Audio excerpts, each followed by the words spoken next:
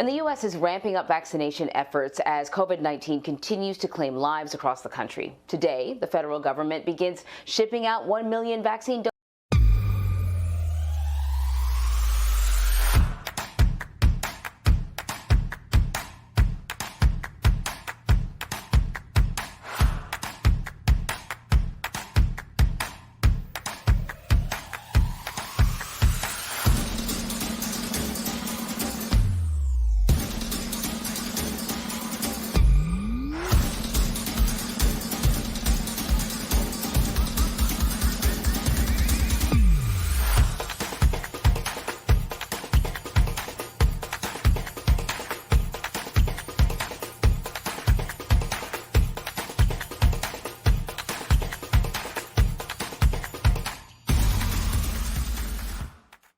Directly to about 6,500 pharmacies nationwide as part of its federal retail pharmacy program.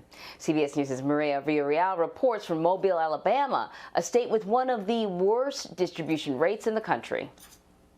Irene Kozad's daily quest for a coronavirus vaccine starts early. Of course, when I get up, first thing is on the computer. So the first thing you do when you get up in the morning is check the computer? I may have my coffee, but I'm on the computer checking.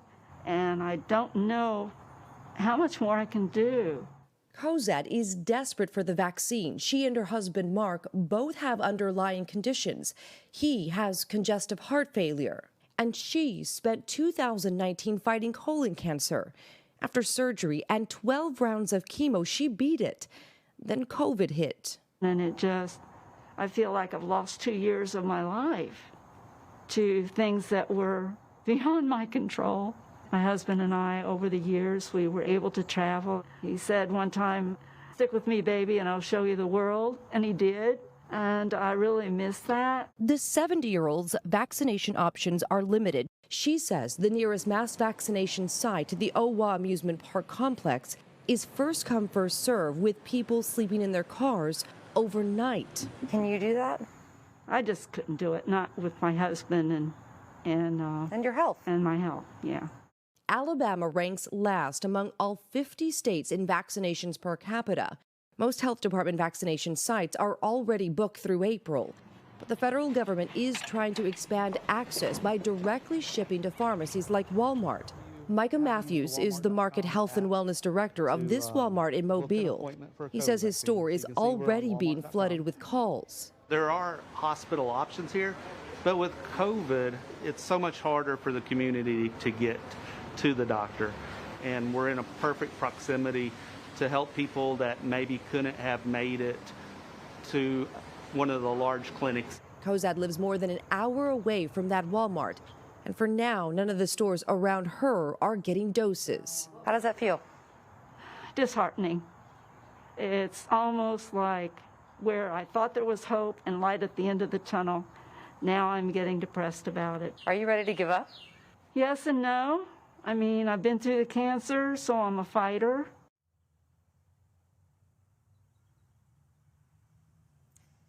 So right now, Kozad has told me that she can't get the vaccine and she's struggling to get answers. So we did contact the health department. Here's what they told us. They said their biggest issue right now is just getting the vaccine to Alabama. They don't have enough doses right now in the state to actually put on those mass vaccination sites 7 days a week. So as of right now, people like Kozad are just going to have to sit and wait until they get more, because the moment that they get them in any of these retailers, big and small, instantly those appointments book up.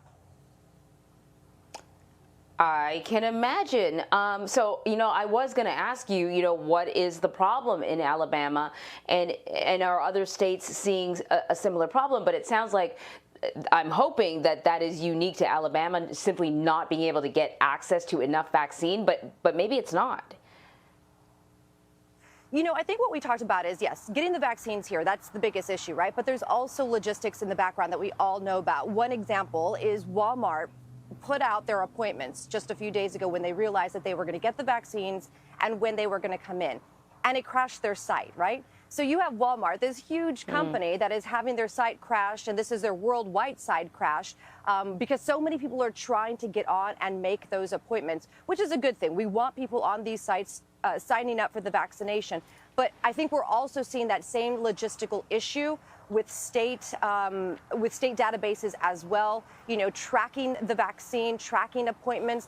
All of that has been very difficult here in Alabama. And then access points. Where are you going to put this vaccine? That has also been a struggle for them. So I think putting them in retailers as big as this, like a Walmart, that is really going to help ease some of the issues that they're having in states like Alabama. So the thing is, though, is you have to bring the vaccine to where the people in need are. The part of the reason why the first round of vaccinations kind of worked so well is because it was healthcare workers. So they just brought the vaccines to the hospitals where healthcare workers were, and they were able to get vaccinated. Now we're talking about seniors and other essential workers. Have local officials there said anything about, you know, plans to ensure that the most vulnerable and most needy have access to the vaccine? You know, initially here in Alabama, and every state is different, but here in Alabama, they started off by saying, I believe 70 and older were the people that could get the vaccination along with the frontline workers. And so just recently, they added a whole new group of people that were eligible for the vaccine. I think that's the first step for a lot of these states, is to adjust who the second tier is to get the vaccines. I think they realize, a lot of state officials, especially in a state like Alabama, that they're going to have to go out to some of these areas, the rural community centers, the rural pharmacies, and rely on them. We just did a story not too long ago in Texas with a rural pharmacy. I mean, there are people that are willing to travel 20 to 30 minutes, an hour even, in order to get there. But that's if they can guarantee that they will get that shot, because somebody who is 70 years old waiting in their car overnight, logistically and health-wise, they just can't do it. So I think what we're going to have to see is a lot more of coordination with these smaller pharmacies, and help from the state to explain to them, how can we do this in an efficient way and make sure that we're getting to the people in most need right now? Yeah, you know, the thing about chain pharmacies is they are sort of everywhere, but, you know, they're chains, so they typically wait for a certain amount of population to be in a certain location before they determine that it's good to open a business there, it's good to open a pharmacy there, which means these rural areas are not going to see any of these chain pharmacies probably ever. And so you're right, that local small mom and pop pharmacy is who they will have access to. We'll see how this all develops, Mireya. Thank you very much. Thanks, Anne Marie. Good to see you.